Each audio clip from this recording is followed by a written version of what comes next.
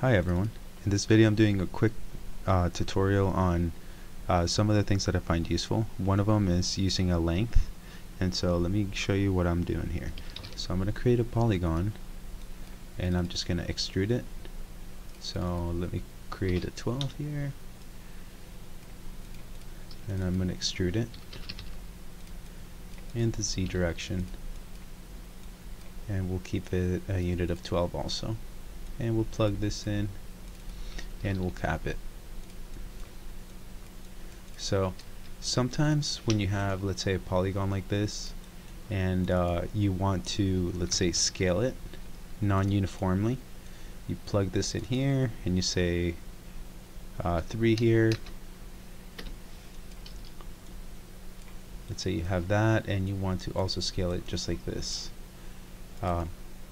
One of the things that I have a hard time sometimes seeing is exactly how tall this form is.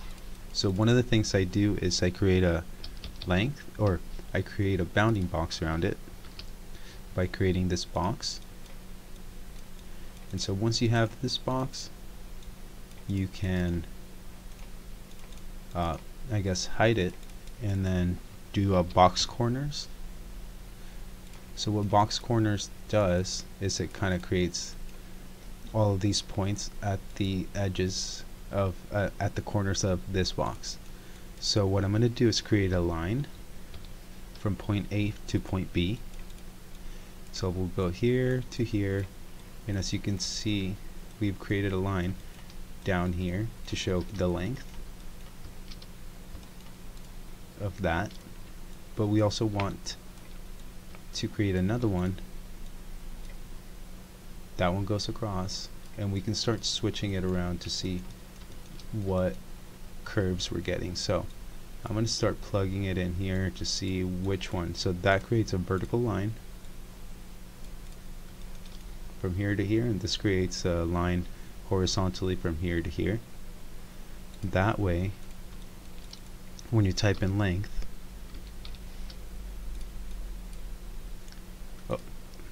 let's see, when you type in length right here, it's going to give you the exact length of that geometry, because once you start scaling things, it's difficult to really understand and see how long something is, and that's useful for many reasons.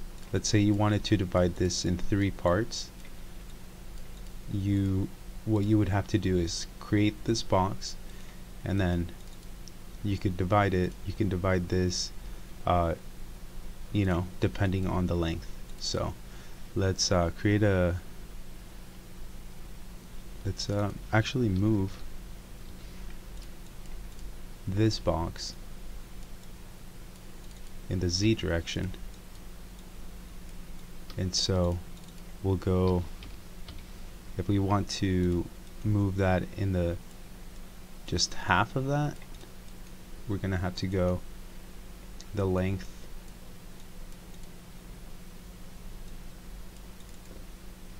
divided by 2.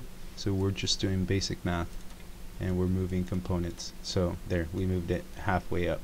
If you want to divide it by 3, you could do that also. And so this allows you to get the exact length and how much and use that length to create some mathematical equations to divide things in half or in thirds. Let's say you wanted to do that in thirds, that's how you could do it. So that's the way that I use basically the box corners, using lines to create the extents, and then using the curve length to give us the exact length. And so yeah, that's one of the quick tips that I wanted to share with you guys. Here's another quick tip that just popped into my head. Let's say we delete this and we want to create something in the middle here. What we would do is, instead of using these box corners, we can start plugging in to see which one's the opposite curve. So now we have that. We have a line that goes from this corner to this corner, and we can divide the curve by 2, and we now kind of have the center point here.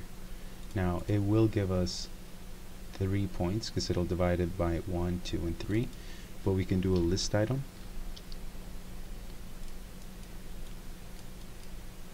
and we have the first one. Now we can choose the second line, second point, so we can choose actually number 1, which would be the second one. And so if we wanted to, we can create a sphere here, take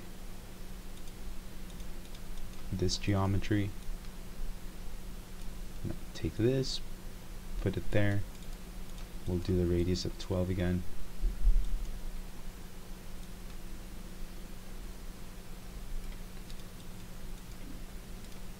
And we can do a difference between this one and this one. So now we have, we can create a circle, and then if we wanted to